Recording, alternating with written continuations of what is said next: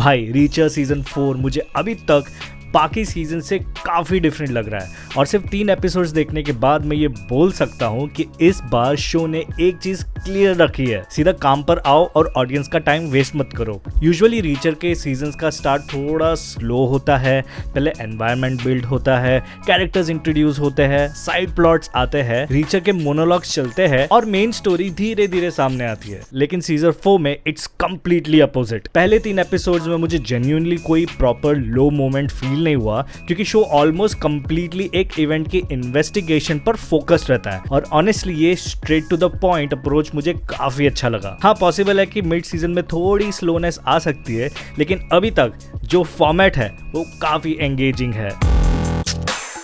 अब को एक स्पॉइलर फ्री प्लॉट बता देता हूँ, अगर नहीं सुनना है तो इस ड्यूरेशन पे जाओ जानने के लिए कि ये देखना चाहिए शो या नहीं देखना चाहिए। रीचर के पास ऑब्वियसली कोई प्रॉब्लम नहीं थी, इसलिए प्रॉब्लम खुद उसके पास चल के आ गई। सबवे में रीचर के सामने एक एशियन औरत अपनी जान ले लेती है और ये इंसिडेंट रीचर को इमोशनली इम्पैक्ट करता है क्योंकि वो उसकी हेल्प नहीं कर पाया। और जब वो इन्वेस्टिगेट करना स्टार्ट करता है तो ये पता चलता है कि उस औरत के पास कोई ऐसी चीज है जिसके पीछे CIA, फेडरल एजेंसीज और कुछ खतरनाक क्रिमिनल्स पीछे पड़े हुए हैं। और इंटरेस्टिंग बात यह है कि रीचर खुद भी नहीं जानता कि एग्जैक्टली चल क्या रहा है और यही चीज मुझे एपिसोड्स 2 और 3 में सबसे ज्यादा अच्छी लगी क्योंकि जैसे जैसे इन्वेस्टिगेशन आगे बढ़ती है ट्विस्ट एंड टर्न्स आते रहते हैं और आप कंटिन्यूसली ये समझने की कोशिश करते रहते हो कि गवर्नमेंट को एक्चुअली चाहिए क्या और ये क्रिमिनल्स किस चीज के पीछे हैं और उस औरत के पास आखिर था क्या। And the best part is कि हम ऑडियंस भी रीचर के साथ कंफ्यूज्ड है। हर एपिसोड में सच और झूठ का एक इंटरेस्टिंग मिक्सचर है, तो आप किसी कैरेक्टर की बात कंप्लीटली बिलीव भी नहीं कर पाते और इसी वजह से क्यूरियोसिटी बनी रहती है कि असली गेम चल क्या रहा है। इस बार रीचर का ऑरा भी मुझे प्रीवियस सीजन्स के कंपैरिजन में थोड़ा ज्यादा ब्रूटल लगा है।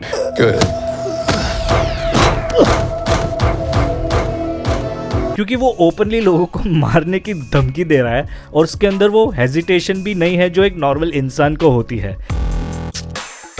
और सबसे पहली प्रॉब्लम है उसका सपोर्टिंग कास्ट। सपोर्टिंग कैरेक्टर्स बुरे नहीं है, एक्चुअली कुछ कैरेक्टर्स काफी अच्छे हैं, स्पेशली ये वाला आदमी, लेकिन अभी तक वो इम्पैक्ट क्रिएट नहीं हुआ जो प्रीवियस सीजन्स के सपोर्टिंग कैरेक्टर्स करते थे। पुराने सीजन में रीचर के आसपास के कैरेक्टर्स की भी स्टोरी इंपॉर्टेंट लगती थी, उनकी अपनी पर्सनालिटी और केमिस्ट्री थी, जबकि यहाँ अभी तक मुझे लग रहा है कि स्टोरी का पूरा वेट रीचर के शोल्डर्स पर है और बाकी लोग बस उसके साथ मिशन सॉल्व कर रहे हैं। हो सकता है कि आगे जाके कुछ इंप्रूव हो जाए। और एक चीज जो ऑनेस्टली मुझे थोड़ी स्ट्रेंज लगी वो है रीचर का नॉर्मल गुंडों से मार खाना, क्योंकि एक पॉइंट पर रीचर ऑलमोस्ट बेहोश हो जाता है और दूसरे लोग उसकी मदद करते या बचाते हैं। अब मुझे नहीं पता मेकर जानबूझकर क्या एस्टैब्लिश करना चाह रहे हैं, शायद वो ये दिखाना चाहते हैं कि रीचर भी ह्यूमन है और हर फाइट में बिना डैमेज के निकलना रियलिस्टिक नहीं है, या फिर एज और बॉडी वेट के साथ थोड़ा रियलिज्म इंट्रोड्यूस कर रहे हैं। पहले रीचर के सामने 4-5 लोग खड़े होते थे और हमें उन लोगों के लिए टेंशन फील होती थी।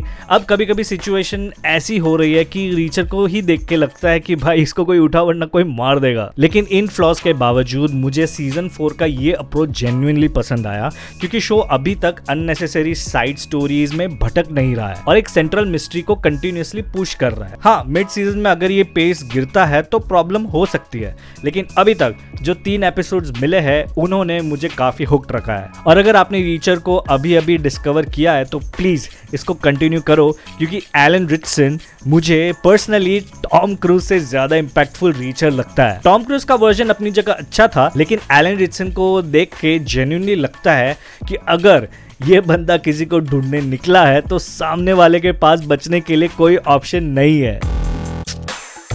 ऑलराइट, अगर तुम में से अगर कोई यहाँ तक पहुंचा है then thank you very much, I am really grateful. इस साल मैंने कुछ अच्छे गोल सेट किए थे, काफ़ी एम्बिशियस गोल सेट किए थे। फॉर एग्जांपल मेरे बोर्ड पे यहाँ पे लिखा हुआ है कि 6 फिगर following या subscribers by October 2026. I am nowhere close to that. I felt that with my new strategy and with more experience I will hit this target because it is possible. तो मैंने सोचा let's start with Instagram. तो वहाँ पे 8,000 पहुँच गए. I think in a month or two I'll hit 10K.